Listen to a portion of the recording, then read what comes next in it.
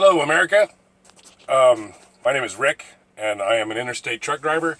And this is a raw video, no editing. I'm just going to film it and put it out there. And I would ask that you send it on to every truck driver you know, every politician you know, and even the trade organizations like OOIDA, who says they're doing stuff for us, but it seems like all lip service to me. And I'm not just picking on OOIDA because the American Truckers Association they're just interested in corporate interest anyway, but that's a whole different story.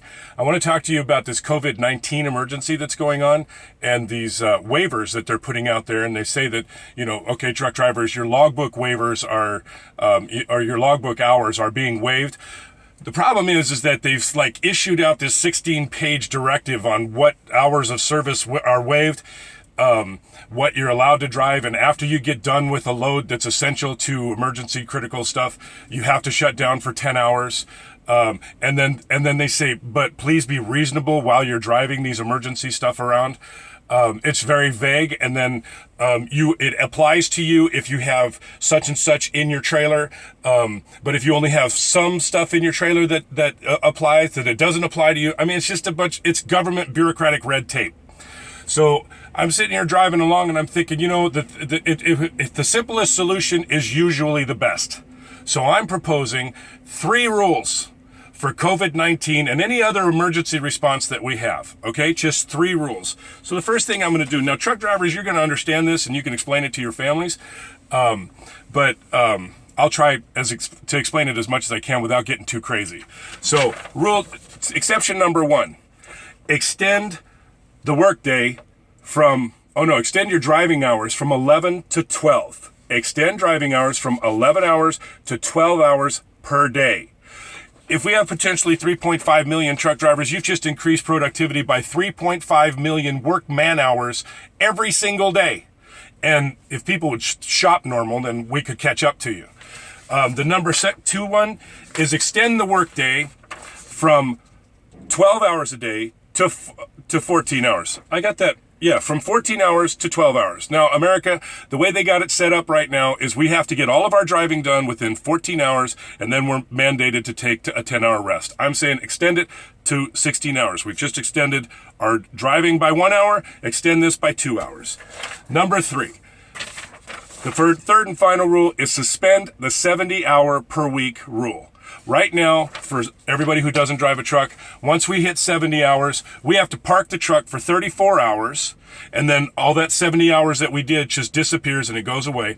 Or we have to look at our logbooks and go back and see what we drove 8 days ago and take that amount of time over and then roll our time. But right now, a lot of guys don't even know how to do that because of the new rule, the 34-hour rule. Everybody works and they said, I got to take 34 hours off. So just suspend that. As long as you're taking your 10 hours rest, in between every one of your 16-hour shifts, you're going to get good rest, and you're going to be safe on the road as long as you're resting, drivers. Now, so here's the benefits: 3.5 million more working man hours, productivity increase per day. The second benefit is that we're not going to be sitting in rest areas or sitting off in some truck stop somewhere for 34 hours getting our rest because the 70-hour rule has been suspended. You worry about, okay, this is across the board, but what about all those non-essential trucks? Well, government, you've already put all of their businesses out of business by shutting down all the restaurants and bars, so all your food service trucks are shut down anyway. They're not on the highway. So non-essential trucks are either they're changing their jobs over to somewhere where it is essential, or they're not on the road. The problem's taken care of.